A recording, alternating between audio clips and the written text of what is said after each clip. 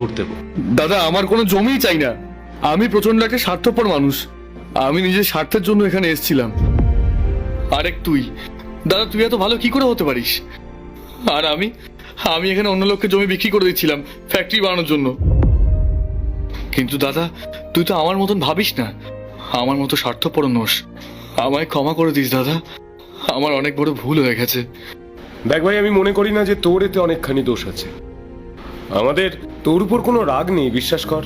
কারণ দেখ, মানুষ শহরে গিয়ে অনেক সময় পরিবর্তন হয়েই যায়। আর শহর জায়গাটাই তো এরকম, বল, কোথা থেকে মানুষকে কোথায় পাঠিয়ে দেয় মানুষ বুঝতেই পারে না। ভাই, তোর মনে আছে কিনা জানি না, তুই ছোটবেলায় আমাদের সাথে পুকুর ঘাটে বসে স্নান করতিস। আর এখন দেখ, তুই আমাদের এখানকার জলও খেতে চাইছিস না। কিন্তু এটায় তোর কোনো দোষ নেই, বিশ্বাস কর। তোর উপর আমরা কিন্তু একটু রাগ করে নিই, কারণ আমি বিশ্বাস করি যে তোর জায়গায় আমি থাকলে হয়তো আমিও এটাই করতাম। মানুষের মস্তিষ্কটাই এরকম, বুঝলি, কখন যে কি ভাবে খেয়াল থাকে না। কিন্তু আমার একটা বিশ্বাস ছিল, জানিস ভাই, আমি বিশ্বাস করেছিলাম তোকে, কারণ আমাদের বাবা মা আমাদের দুজনকেই তো একই রকম সংস্কার দিয়েছে। আর ঠিক সেই কারণেই তুই তোর ভুলটা বুঝতে পেরেছিস, জানিস। ঠিক আছে, ছাড় এসব কথা, ছোটখাটো ভুল সবারই হয়।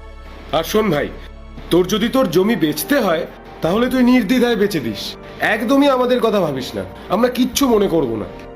কিন্তু একটা কথা ভাই, মাঝে মধ্যে একটু ফোন করে আমাদের খোঁজ খবর নিস, কারণ তুই ছাড়া তো আমাদের আর কেউ নেই, তাই তোকে খুব মিস করি আমরা। একদম দাদা, আর আমি চাই যে এবার থেকে আমরা দুজনে একসাথে কাজ করি, আমরা একসাথে এগিয়ে যাই। আর আমাদের জমি, আমি চাই যে আমাদের জমি আমরা কখনো বিক্রি করব না, কারণ আমাদের এই জমিটা আমাদের মা বাবার শেষ স্মৃতি। তাই আমি আর কোনোদিনই এই জমি বিক্রি করব না।